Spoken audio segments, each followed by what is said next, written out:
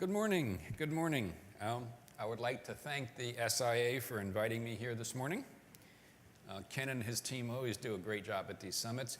I've been coming to these summits I think I've been to every one. So yesterday morning when Ken said, "Who's been here?" I was raising my hand furiously. In fact, last year, they actually put the names of people who were here 10 years in a row, and I was up there. So after that meeting, I said to Ed Keating, I've been here 10 years in a row. Don't you think you could comp me next time? And he was very non-committal. But after the Bloomberg B&A deal was done, he called me up and he said, you should come to the summit for free. And I said, great. And he said, but you have to do a keynote. So there's no such thing as a free conference at the SIIA. I've been in the information industry for over 4 decades. I've spent most of all that time with B&A, which is one of the most respected companies in the legal, tax, regulatory segment of the information industry. We have a very simple mission at B&A. We provide information and tools that professionals need to do their jobs and serve their clients better.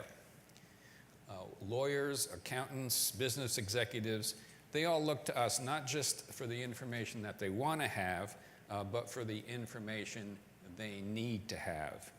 As one of our former chairman once said, nobody reads B&A material for fun. It's the kind of information that can make or break a business or win or lose a court case. If our information, our content, is indeed that important, then above all, it must be trusted. And trust is a commodity generally in pretty short supply these days. I've been around the news and the information business long enough to witness plenty of change in our industry. I was viewing from the driver's seat the consolidation of newspapers, the transition of print to digital, the evolution of content from being king to being a commodity, and to back to being, if not king, at least a part of the royal family. These were all big structural changes. But I think the biggest change was more fundamental and more depressing. And it goes back to trust. People have just stopped believing what they're told. It wasn't a long time ago that Woodward and Bernstein were heroes, and that Walter Cronkite was the most trusted man in America, and few people knew or even thought about what his politics were.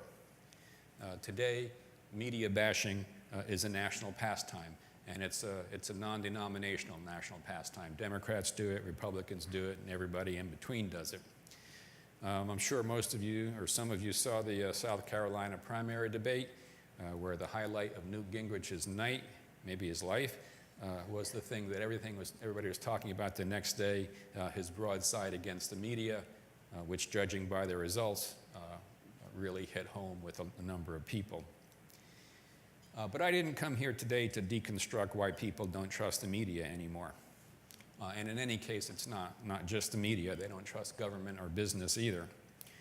Whatever the reason, whatever the basis for public mistrust, it is a reality that we have to deal with this in our industry in 2012. I really believe, that winning and maintaining trust will be the defining challenge for the content business in the years ahead. That trust will be both a competitive advantage and will drive the value of the content that we produce. And I believe that B&A and our new partner Bloomberg are as well positioned as anybody to meet that challenge. And that in a capsule is why I'm so excited about our new partnership.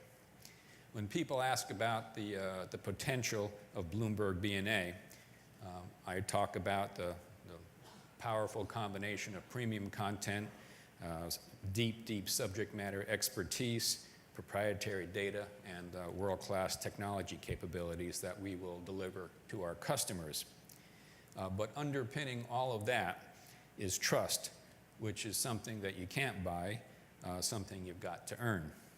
And today, I'd like to talk about how B&A has been winning trust day by day for the last 82 years, even as our industry and our markets and our products have undergone immense change. B&A began in 1929 as a division of what became U.S. News and World Report. As the federal government began to assume a larger role in the nation's business, B&A was created as a division of that company to report on federal statutes and regulations that affected business and the legal profession. It's a little hard to believe now, but in 1929, the federal government didn't play a big role in business. The legal publishing space, through most of the 20th century, was filled with regional and state-focused companies that mostly collected, organized statutes, regulations, and court opinions. B&A was different. First, we were nationally focused.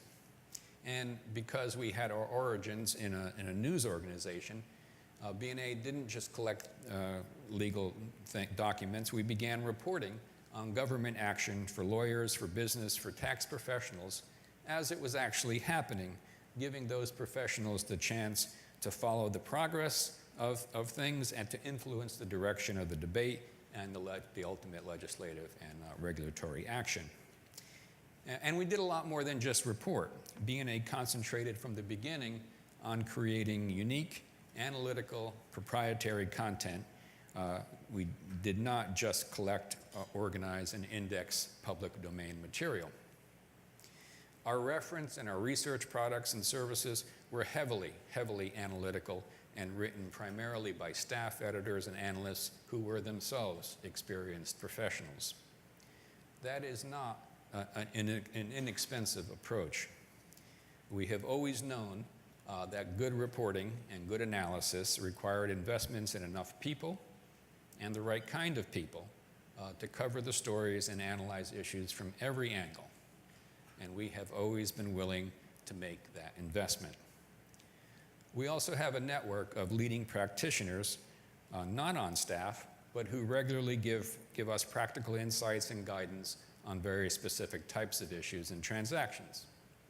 For example, we've got Diane Fuchs from Womble Carlyle, who's one of the nation's top experts on employee benefits and executive compensation. She's got 28 years of experience